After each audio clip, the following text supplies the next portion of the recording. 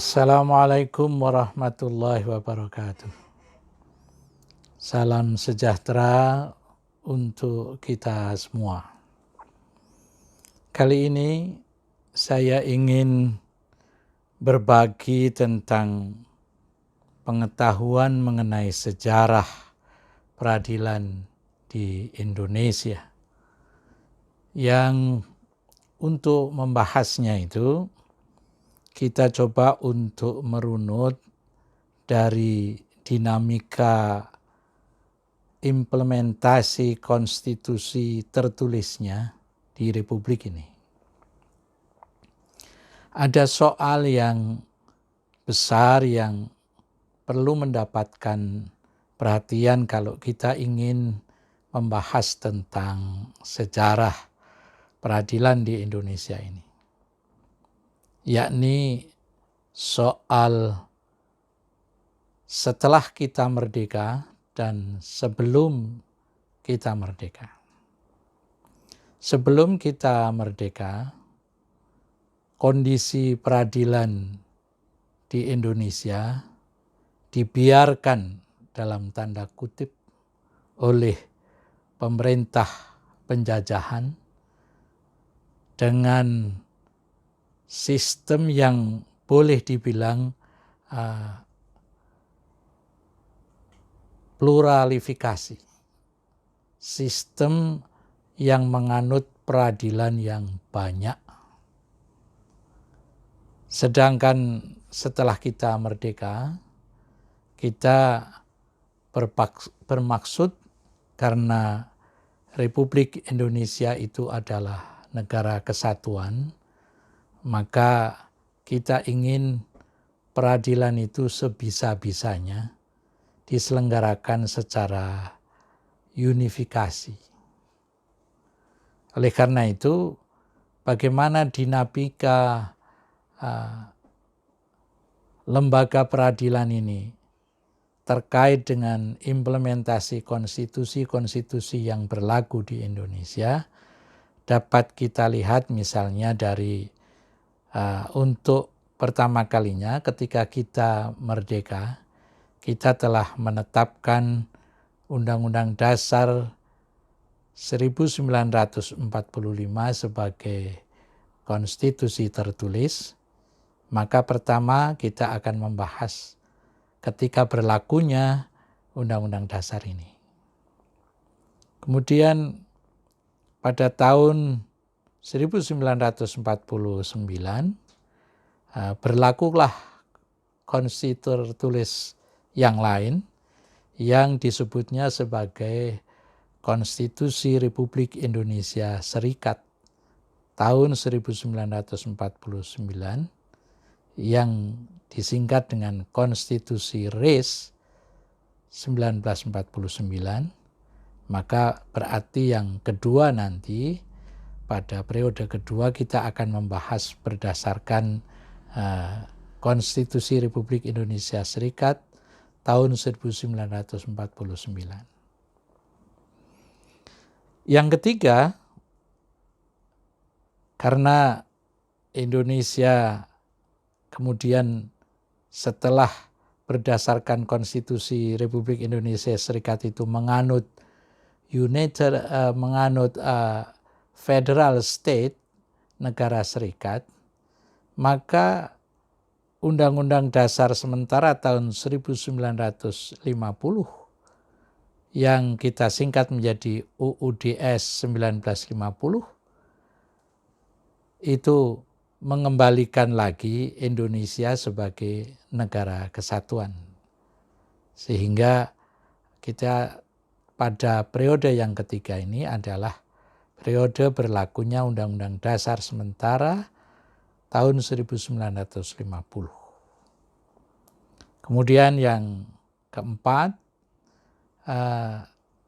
setelah beberapa lama berjalan sejak tahun 50 sampai dengan tahun 59, dinamika sosial politik yang mengimplementasikan Undang-Undang Dasar sementara 1950 itu bergejolak sedemikian rupa sehingga Presiden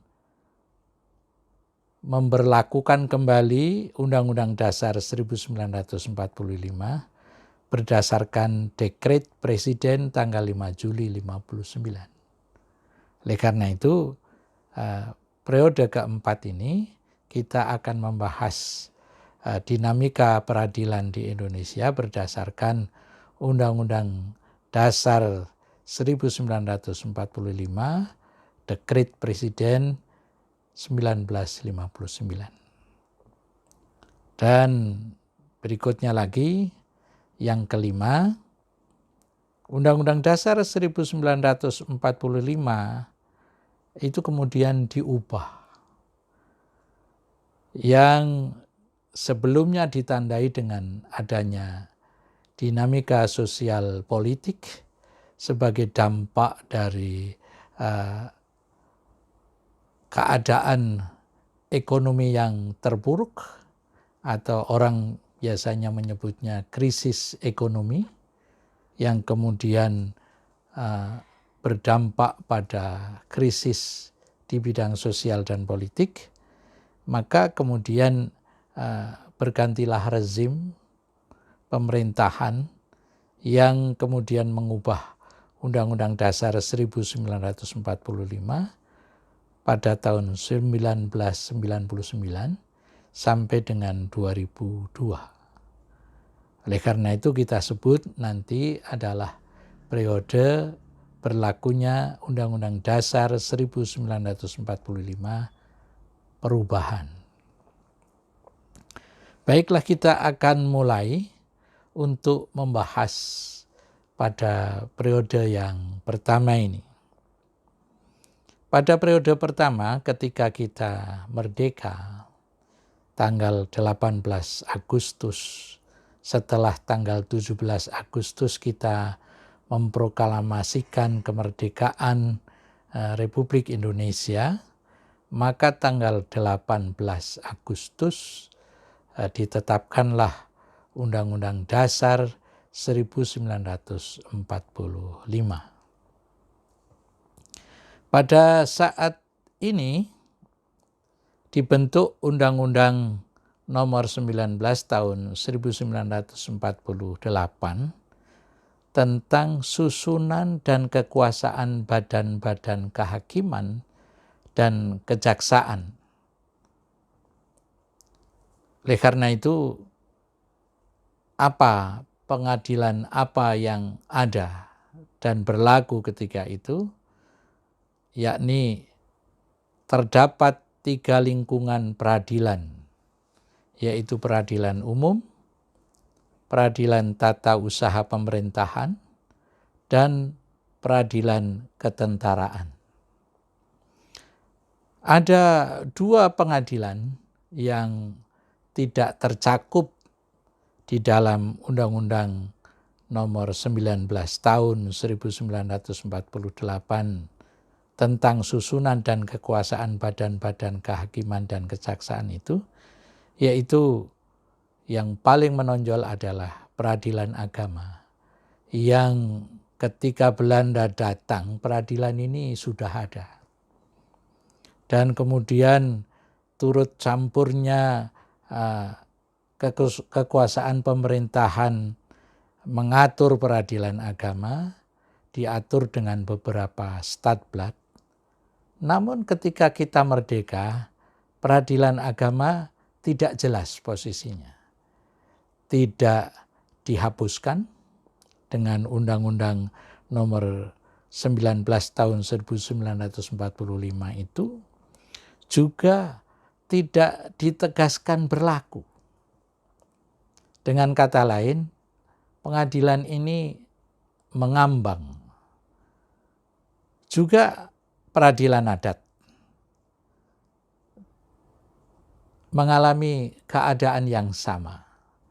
Tidak diatur, juga dibiarkan tidak ada peraturan yang baru yang menjadi dasar eksistensinya di dalam negara Kesatuan Republik Indonesia yang diproklamasikan tanggal 17 Agustus tahun 1945 itu. Sehingga dengan demikian maka kedua pengadilan ini berlaku berdasarkan aturan peralihan yang terdapat di dalam Undang-Undang Dasar 1945. Itulah keadaan ketika mula pertama kita merdeka. Bagaimana ketika berlaku Konstitusi RIS tahun 1949. Konstitusi RIS tahun 1949 ini tidak melahirkan undang-undang kekuasaan kehakiman. Yang kekuasaan kehakiman itu pelakunya adalah pengadilan. Dia tidak melahirkan sama sekali undang-undang kekuasaan kehakiman, karena memang di dalam Konstitusi Republik Indonesia Serikat itu,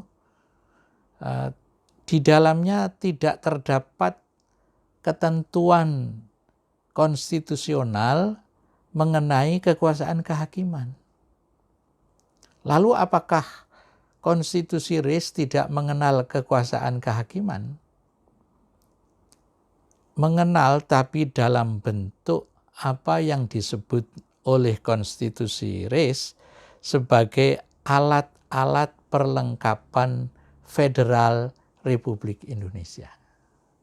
Oleh karena itu, ketentuan yang ada dan terkait dengan kekuasaan kehakiman adalah ketentuan tentang alat-alat perlengkapan Federal Republik Indonesia Serikat, yang salah satu di antaranya adalah Mahkamah Agung, sehingga badan kehakiman di bawah Mahkamah Agung tidak tercakup di dalamnya.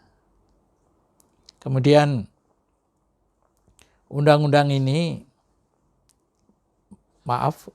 Konstitusi Republik Indonesia Serikat ini melahirkan Undang-Undang Nomor 1 Tahun 50 tentang susunan kekuasaan dan jalan Mahkamah Agung Indonesia. Mahkamah Agung diatur bagaimana jalannya, bagaimana acaranya, tapi peradilan-peradilan yang lain berlaku baik untuk sebagian itu posisinya masih berlaku Undang-Undang Dasar 1945, dan untuk sebagian masih berlaku Stadblad yang ditetapkan oleh Belanda, dan untuk sebagian yang lain berlaku berdasarkan ketentuan peralihan di setiap konstitusi tertulis. Kali ini adalah Konstitusi Republik Indonesia Serikat. Ketika berlaku Undang-Undang Dasar 1945, semua badan-badan peradilan itu memiliki dasar hukum eksistensialnya masing-masing. Ada yang berdasarkan ketentuan peralihan Undang-Undang Dasar, ada yang berdasarkan Undang-Undang Kekuasaan Kehakiman. Tapi ketika Konstitusi RIS ini berlaku, tidak ada Undang-Undang Kekuasaan Kehakiman, sehingga berlakulah Undang-Undang Kekuasaan Kehakiman yang lama. Sebelum ada yang baru, maka normanya itu Undang-Undang yang lama masih berlaku. Kemudian berikutnya berlaku Undang-Undang Dasar Undang-Undang Dasar sementara tahun 1950 yang menandai berlakunya kembali negara kesatuan yang unitary state, yang dulu sebelumnya ketika berlaku konstitusi RIS, berlaku undang-undang dasar yang disebut dengan Konstitusi Republik Indonesia Serikat, maka ketika kembali Indonesia menjadi negara kesatuan, maka berlaku Undang-Undang Dasar sementara tahun 1950. Hampir sama dengan Undang-Undang Dasar sebelumnya, yaitu Konstitusi Republik Indonesia Serikat. Undang-Undang Dasar sementara ini tidak melahirkan kekuasaan kehakiman. Hanya dibentuk Undang-Undang Darurat Nomor 1 Tahun 1951 tentang tindakan-tindakan sementara untuk menyelenggarakan kesatuan, susunan, kekuasaan, dan acara pengadilan-pengadilan sipil. Ini artinya undang-undang ini hanya menata yang semula dianggap berserakan itu disatukan ke dalam Undang-Undang Darurat Nomor 1 Tahun 1951 itu. Undang-Undang Darurat Nomor 1 Tahun 1951 ini kemudian diubah dengan Undang-Undang Darurat Nomor 11 Tahun 1951 yang intinya adalah sama, yaitu perubahan tentang Undang-Undang Darurat Nomor 1 Tahun 1951 yang intinya tindakan sementara untuk menyelenggarakan kesatuan, susunan, kekuasaan, dan acara pengadilan. Dan ada yang dapat dicatat berdasarkan Undang-Undang Dasar sementara ini adalah undang-undang yang juga mengatur acara banding. Kemudian bagaimana ketika berlaku Undang-Undang Dasar 1945 berdasarkan Dekret Presiden tahun 1959. Undang-Undang Dasar 1945 Dekret Presiden 1959 ini melahirkan Undang-Undang Nomor 19 Tahun 1964 tentang kekuasaan kehakiman, atau lengkapnya ketentuan-ketentuan pokok kekuasaan kehakiman. Berdasarkan Undang-Undang 19 tahun 1964 itu, maka di sini ditegaskan apa yang berlaku sebelum kemerdekaan. Pengadilan yang ada sebelum kemerdekaan, yaitu bahwa kekuasaan kehakiman itu dilakukan oleh 4 lingkungan peradilan, yakni peradilan umum, peradilan agama, peradilan militer, dan peradilan tata usaha negara, yang sebelumnya adalah tata usaha pemerintahan. Dan ditegaskan bahwa keempat lingkungan peradilan itu berpuncak pada Mahkamah Agung. Tapi perlu dicatat bahwa berpuncak pada Mahkamah Agung itu hanya dalam soal yudisial. Karena soal yang lain, yakni organisasi, administrasi, dan finansial, berada di bawah departemen terkait. Oleh karena itu ada ungkapan ketika itu bahwa pengadilan itu hakimnya diurus oleh Mahkamah Agung otaknya, perutnya diurus oleh departemen.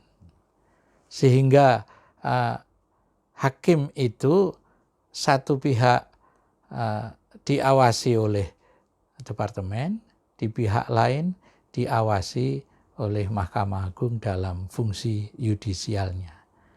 Inilah yang disebut dengan dualisme pengawasan dan pembinaan peradilan di Indonesia. Hal yang perlu dicatat adalah bahwa pengadilan, hukum, dan hakim ketika berlaku Undang-Undang Dasar 1945 Dekret Presiden tahun 1959 itu, semua pengadilan, hukum, dan hakim itu merupakan alat revolusi di bawah presiden sebagai pemimpin besar revolusi bangsa dan negara ini. Sehingga ketika itu Mahkamah Agung tidak punya kewenangan apa-apa ya secara mandiri karena dipimpin oleh presiden. Jadi heavy eksekutifnya sangat kental. Jadi nuansa eksekutifnya sangat kental sehingga pengadilan ketika itu tergantung bagaimana presiden. Undang-Undang 19 tahun 1964 telah melahirkan Undang-Undang nomor 13 tahun 65 tentang pengadilan dalam lingkungan peradilan umum dan Mahkamah Agung. Yang pertanyaannya adalah mengapa tidak 4 lingkungan itu diatur sekalian? Kok cuma hanya 1 peradilan umum? Kedua undang-undang ini berseiring dengan terjadinya perubahan rezim pemerintahan Orde Lama ke Orde Baru, dinyatakan dengan Undang-Undang nomor 6 tahun 69 tidak berlaku. Untuk menggantikan Undang-Undang nomor 19 tahun 1964 itu diundangkan dan diberlakukan Undang-Undang nomor 14 tahun 70 tentang ketentuan pokok kekuasaan kehakiman. Oleh karena itu, maka ketika itulah lengkap 4 lingkungan itu ada, tapi belum ada undang-undang tentang pelaku kekuasaan kehakiman itu sendiri atau undang-undang tentang pengadilan. Berikutnya adalah awal pergantian pemerintahan Orde Baru ke reformasi. Baru pada tahun 1999 lahir Undang-Undang nomor 35 tahun 1999 tentang perubahan Undang-Undang nomor 14 tahun 70 yang masih menganut dualisme pembinaan dan pengawasan itu, kemudian diakhiri dengan lahirnya Undang-Undang nomor 35 tahun 1999. Ketika itulah maka dalam teori sering dirumuskan sebagai one roof system untuk pengadilan di Indonesia. Ketika itu berlaku Undang-Undang Dasar 1945 menyusul terjadinya perubahan pemerintahan itu, perubahan Undang-Undang Dasar 1945. Bagaimana perubahan Undang-Undang Dasar 1945 itu menjadikan keadaan pengadilan di Indonesia, nanti akan kita sambung pada kesempatan yang akan datang. Itulah dinamika sejarah peradilan di Indonesia dengan berbagai undang-undang dasar dan undang-undang yang menjadi dasar eksistensinya. Demikian, terima kasih atas perhatiannya. Wassalamualaikum warahmatullahi wabarakatuh. Salam sejahtera untuk kita semua.